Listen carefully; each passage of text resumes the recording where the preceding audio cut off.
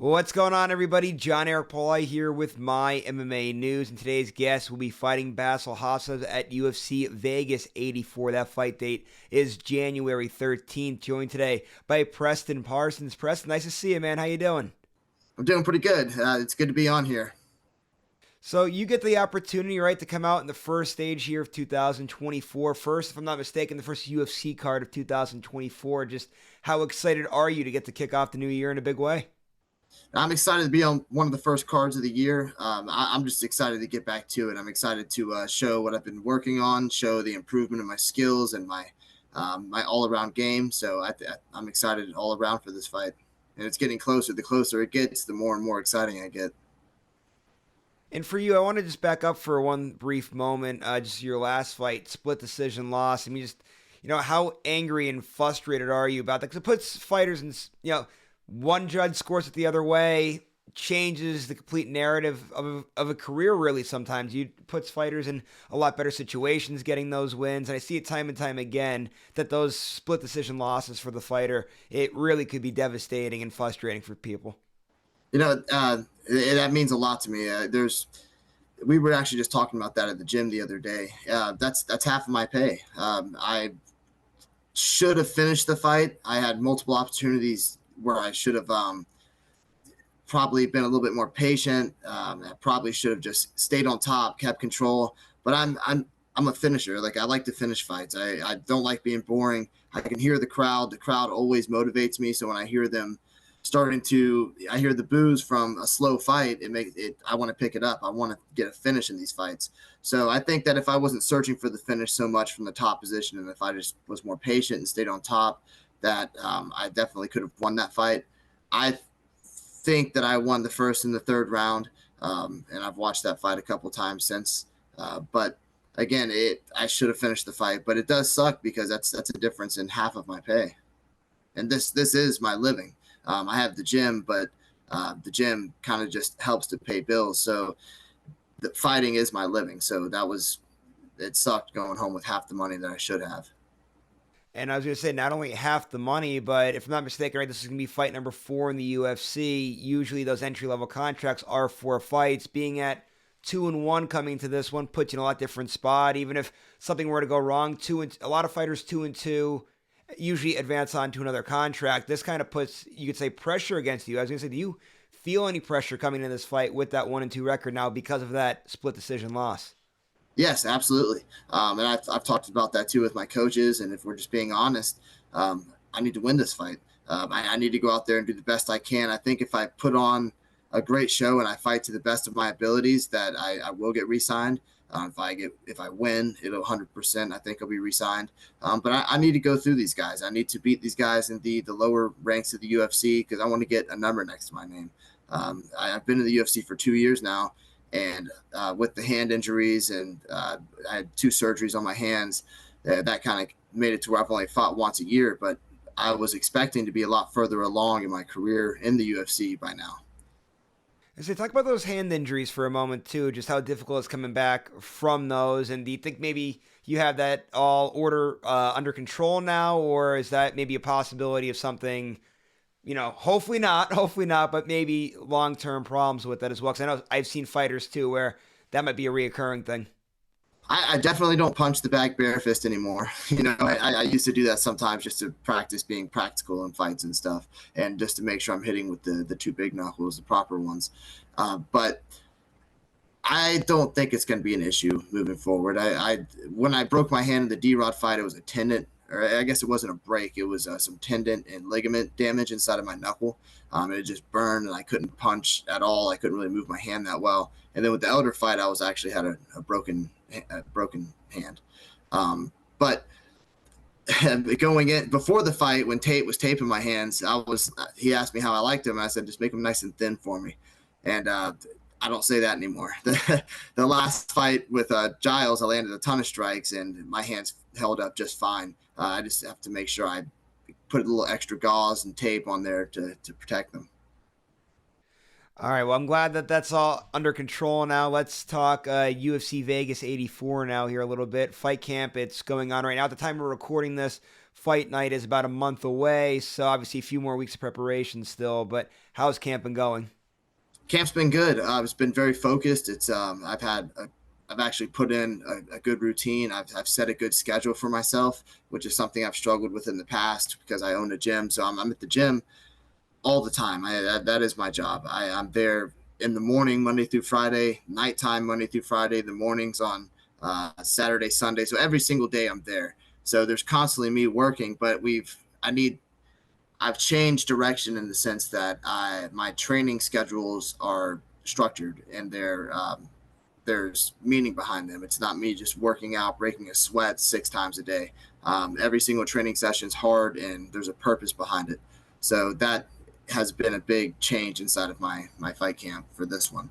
And also I have a lot of help from my head coach, my professor, Roberto Cortero, and he's kind of put in play a nice schedule for me and a nice routine for me to win this fight. And I saw a photo that you posted. I believe you posted. It could have been on the gym's Instagram page as well, but I did see a photo anyway floating around with you training with Austin Lane. And what a big freaking Yeah. guy he is. I mean, you got to see it like whenever he weighs in for fights and everything that he's a big guy, but seeing him next to everybody else, you could really tell he's massive in there. What's Oh, it like he's being huge. able to train? I said, what's it like being able to train with him and just being able to have a guy that big and strong, and he moves very well for his size too, just to have that look inside the gym. Most of the time when you see a big guy like that, you expect to get hurt. You expect them to be uncontrolled, and you just don't want to go with them. But Austin's one of the guys I actually look forward to going with, and because if I have a fight coming up, he'll give me the looks that I need, and he's very controlled. Obviously, he could hurt people with one punch, so I can spar multiple rounds with him, big gloves or small gloves, and I can come out injury free. And he definitely is going to be stronger and bigger than anybody I ever fight. And also, he's a good friend of mine. He's another guy from Jacksonville that I'm proud of that's made it to the UFC, along with Trey Waters, Steve Kozlow, and Ramon Tavares. We all come from similar areas. We're all from Duval, and we all started with combat night or have fought for combat night at some point. So it's kind of cool to see my team take it to the next level. But Austin is very good, and he's definitely tough rounds when you're sparring. But it's not uncontrolled. I could get good work with him. And I'm glad you brought up about that success from the gym. I wanted to ask you a little bit more about that. Just what's it been like watching all those guys, you know, all you guys essentially growing together and a lot of success, not only with those guys in the UFC, but I know we talked a little bit off air before we came on here talking about Kuba, who just won the PFL lightweight European title there. So Jim's doing very well. There's a lot of growth and evolution down there in Jacksonville. Yes, yeah, the gym's growing a lot. You cut off for just a second there, but we have a big amateur fight team. We have a pretty decent pro fight team. A lot of the guys fight regionally. Then we have good guys like Kuba Kashuba that just fought on PFL and won the European PFL championship. We have all these guys from Jacksonville. They're in the UFC now, and it's crazy to look back 2 years ago. There was nobody in Jacksonville from the UFC or in the UFC. When I first started training 12, 13 years ago, you couldn't find a gym. I would have loved to found a gym with a UFC guy there. And when I did go to places like Alliance MMA in Chula Vista, and when I saw the guys, Chandler was there at the time, Phil Davis, Jeremy Stevens, Ross Pearson. There was so many good guys there, and I was starstruck. So I'm just happy that we've done this for our community here in Jacksonville. And when our students come in and they see us, you can see the same look of excitement that I had in my face when I first met those guys. All right, let's get back into UFC Vegas 84 here. Just tell us about your opponent and what you've seen out of him as you've been scouting him. Uh, Bassil Hafez, definitely a tough guy. I had never heard about him until I got scheduled to fight him, and then I went back and watched his fight versus Jack and And he's definitely a strong guy.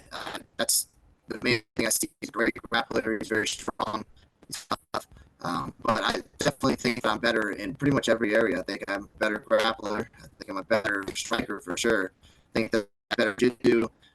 And I, again, no, I'm not taking anything away from him. I think he's a great tough opponent. But I think that I have all the tools that it's going to take to beat him.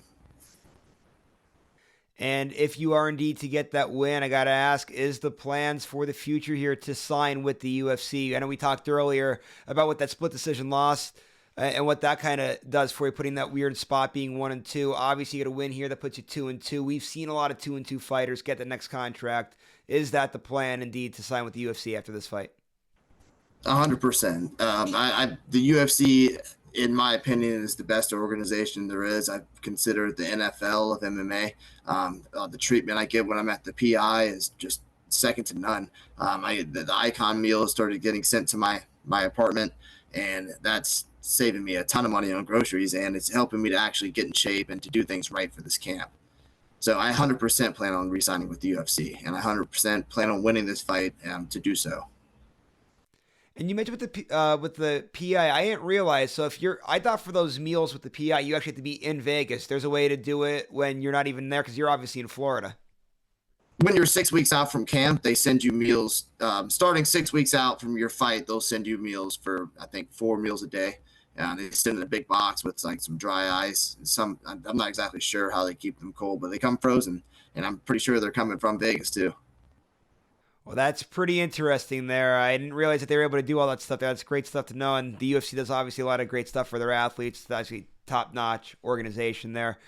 Preston, listen, man, can't thank you enough for the time. I really appreciate it. I'm glad to see all the growth down there in Jacksonville, Florida. It's been great watching it build up from the bottom. Because I know I started interviewing you when there was just only a little handful of guys in the gym. So it's great seeing all that success there. Just last thing before you head out. Go ahead, plug your social media so people know where to follow you at. You have management, sponsorships, all that good stuff. Take it away. Right. I'm currently looking for more sponsorships, almost always. But my Instagram is P_Parsons MMA. I want to give a big thank you to all my coaches, my head coach, Roberto Cortero, my training partners. Grappler Mag is a big supporter of mine. Everybody at my gym, all the people that I train and coach and that I look up to and that look up to me. And just that's about it. And also, I want to thank you for having me. I always enjoy coming on and speaking with you.